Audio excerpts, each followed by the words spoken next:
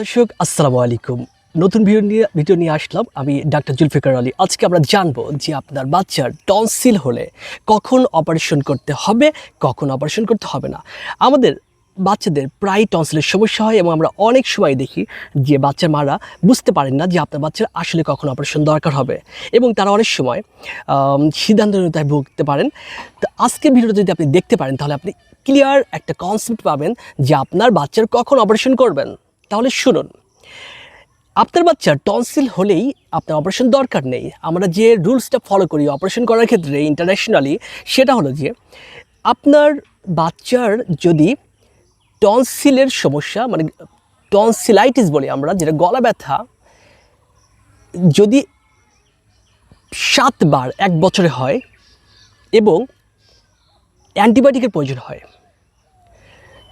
আমরা আগের ভিডিওতে আপনাকে বলেছি যে গলা ব্যথা করলেই আপনার অ্যান্টিবায়োটিক লাগবে না। অ্যান্টিবায়োটিক কখন লাগবে বলেছিলাম, মনে আছে তো? নাহলে আবার দেখে আসুন ভিডিওটা। আমি আবার রিকল করছি, যদি আপনার বাচ্চার গলার ব্যথা শুরু হয় সেক্ষেত্রে আপনাকে 4টা ক্রাইটেরিয়া ফুলফিল করলে আমরা তখন অ্যান্টিবায়োটিক দিই। একটা হলো যে 4টার মধ্যে 3টা ফুলফিল করলে আমরা অ্যান্টিবায়োটিক দিই। একটা হলো বাচ্চার জ্বর থাকতে হবে 100.4 ডিগ্রি ফারেনহাইটের উপরে। 2 নম্বর, বাচ্চার কাশি থাকা যাবে না। 3 নম্বর, বাচ্চার অ্যাড্রোসার্ভাইকাল লিফ নোড এই দিকে যদি আপনি চাপ দেন তাহলে ব্যথা পাবে।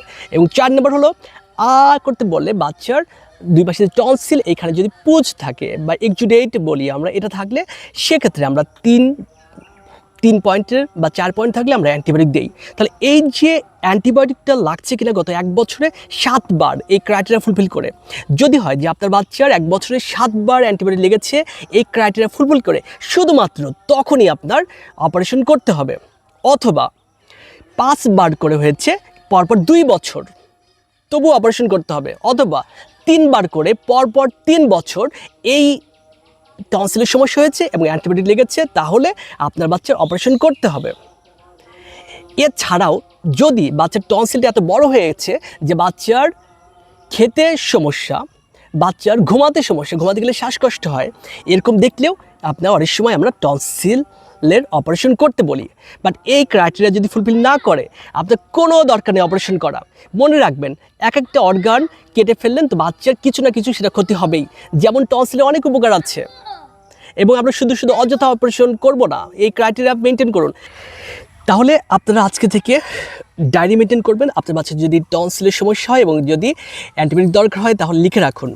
1 বছরে যদি 7 বার ফুলফিল করে, অথবা 5 বার করে পরপর 3 বছর, 2 বছর, অথবা 3 বার করে পরপর 3 বছর, তাহলে আপনি ডাক্তারের পরামর্শ নিয়ে টনসিল অপারেশন করুন।